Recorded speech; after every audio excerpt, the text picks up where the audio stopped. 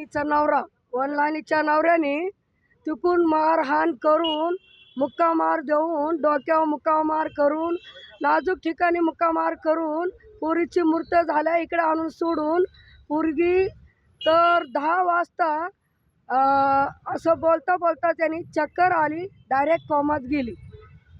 ही जरा न्याय करावी सरकार लोकांनी. खरोखरच पुरसुंगी पोलीस ठाण्यामध्ये योग्य ते न्याय मिळालेला आहे. तर हे काय बोलणार आहे सविस्तर ह्यांच्याशी चर्चा करूया.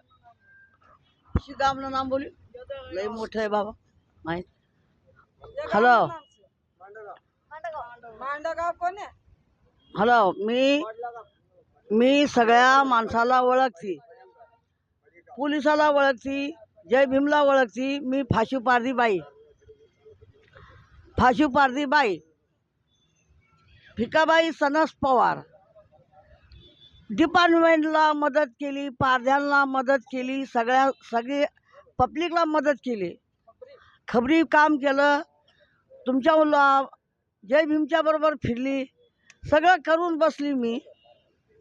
आता हे माझा जो शरद पवार आहे, शरद पवार नाही सनस शरद पवार, हे माझा लेख आहे. एक लेख होता वारला, एक है मेंटल मुलगा. अहो सर अशी घटना आहे का, अशी घटना आहे का गरिबाच्या पोरीला नेलं, दोघं लोकांनी वापरली, त्याच्या मेंदूवर मार लागलाय. या गामनं नाव कडवल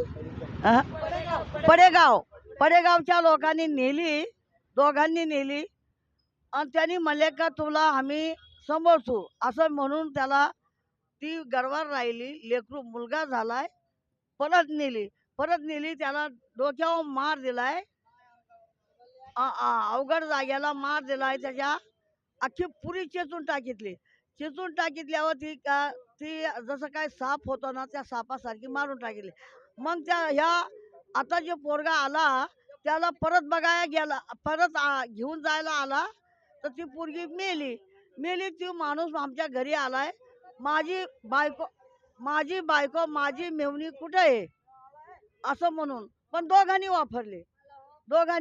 तो लेकरू झालं, त्याला परत नेली, परत नेऊन मारून हाण करून तिकडं दवाखान्यात नेलं नाही, कुठं नेलं नाही, आई बापापाशी आणून टाकीतली. परत तो जो आरोपी आम्हाला आलाय बोलायला, त्याला आम्ही पोलीस स्टेशनला आणलाय. काय ह्या पोलीस स्टेशनचं नाव येत नाही,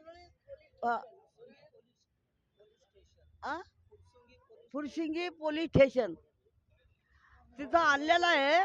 एवढं काम विनंती करून सांगती. माझी विनंती अशी आहे का त्या माणसाला, दोघा माणसाला अटक करावं. आणि मर्डर केसच झालेली आहे सर. तो तोंडी कबूल बोलतोय, हे काळे जे आहे ना, तर तो तोंडी कबूल झालेला आहे. असा कबूल झाला आहे का त्याला अवघड जाग्यावर मारलं, मेंदूवर मारलं, आणि आम्ही आणून सोडलं. दोघांनी आणून सोडलं. मग आम्ही म्हणले का आता 2-3 महिन्याचं लेकरू झालं, ती बरी झाली असेल, आईबापाने दवाखान्यात दाखवली असेल, आणि आता बरी झाल्यावर परत नेऊ म्हणल्यावर येतो, तर ती पोरगी कोम्यामध्ये गेली, ससूनमध्ये कोम्यामध्ये ॲडमिट केली. भिकाबाई सनस पवारने त्याला त्याच्या वडिलाच्या नावावर ठेवली, त्याच्या नवऱ्याच्या नावावर. तो राजेश झंपी काळे त्यांनी ठेवल्यावर त्याला ॲडमिट केल्यावर ती पोरगी कोम्यातच गेली.